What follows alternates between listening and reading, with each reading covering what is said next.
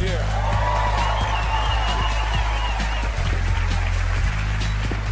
Georgie does all the hazardous duty in the Penn and Teller show. Watch the saw blade there, please. Now, after putting her in a cheap plywood box and filling her beautiful legs with splinters, we then add insult to injury and put these stalks around her here. Your hair out of your face there. Watch your shoulder there.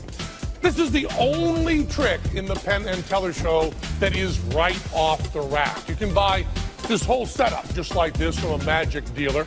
The one change we made is the saw blade. The one that comes with it is really fake, cheap aluminum. We put kind of a nice, heavy steel blade in there. And you all set, Georgie? Hey, give me a hand with this teller. It's kind of heavy. And a little bit of acting, Georgie. Screaming, moving your feet, so on. Beautiful, beautiful. And then to show that she really is separated, we then put these blades in. And there you have it, Georgie and Bernasek, a woman sawn into halves right there.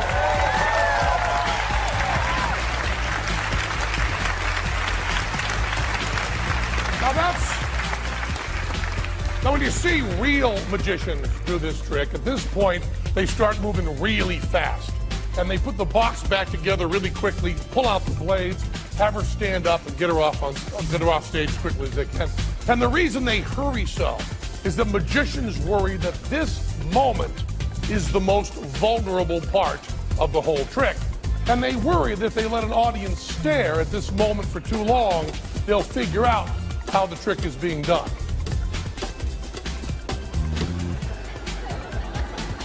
We're okay with that. And the first thing you realize is based on a pretty flimsy psychological principle.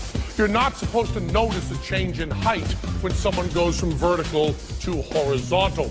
Now, Georgie's a rather special case. Georgie's almost 6'3", so bring her on my side of the stage. I'm 6'7". You're not supposed to notice when she lay down, she shrunk right up to 5'10". But once you notice that, you start to realize that the tabletop is not as thin as you first thought. The trim is thin, but the black goes back in a wedge. And by the time it's under the box, it has plenty of depth to conceal that part of Georgie that's no longer accounted for.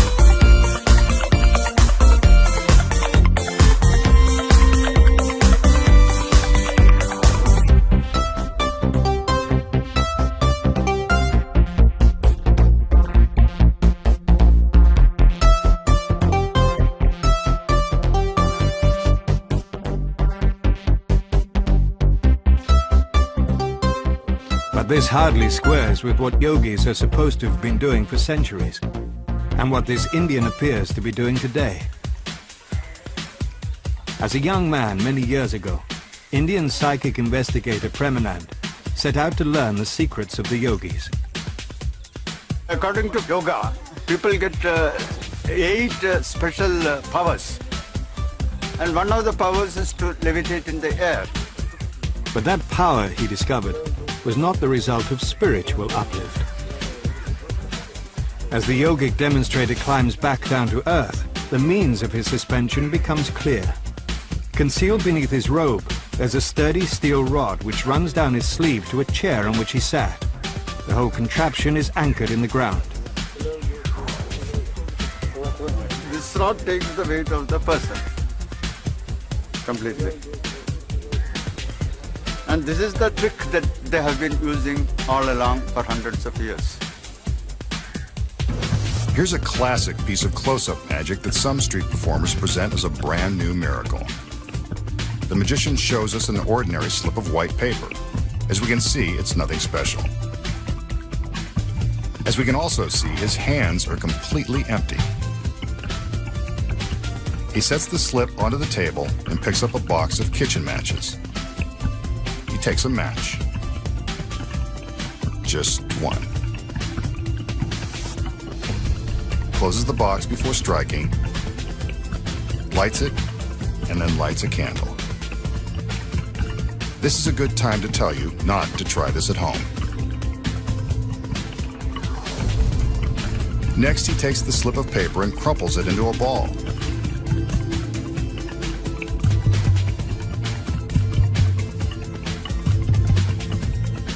He touches the paper to the flame and, whoa, flares up. But it hasn't burned. He unfolds the paper and it looks different. It's magically transformed into a $100 bill. A little warm, but still cold, hard cash. So how did the magician burn an ordinary piece of paper into a hot 100? Here are the secrets. When the trick begins, the magician shows us an ordinary piece of paper. First off, it's not ordinary, but more on that in a minute. As for the matches, they are ordinary, but the box contains the next secret. With the drawer slit open, there is a space to conceal something in one end, the money that he's about to make appear. See? It's a genuine, slightly crumpled $100 bill. Before the trick begins, the magician crumples the bill into a ball so that it can easily fit inside the end of the matchbox. This way he can show his hands empty at the start of the trick. He slides the drawer out just far enough to allow some room for the bill, which he stuffs inside. There it is. Here's how it works. When he's ready to burn the paper, he takes out a match, slides the drawer back in, and the bill slips into his hand. Here we see how he does it. There's the 100. With the money concealed in his palm, the magician lights the candle and prepares to burn the white slip by crumpling it in his hand. What we don't see is that he's actually crumpling the white paper around the 100. When he burns the white slip, the real bill is inside, ready to appear. But why doesn't the money burn up with the paper? Remember I said it's not ordinary. It's special chemically treated flash paper that burns instantly and creates bright flames. The 100 is unharmed. All the magician has to do is reveal it, and the trick is complete. But the real money is in knowing how it's done.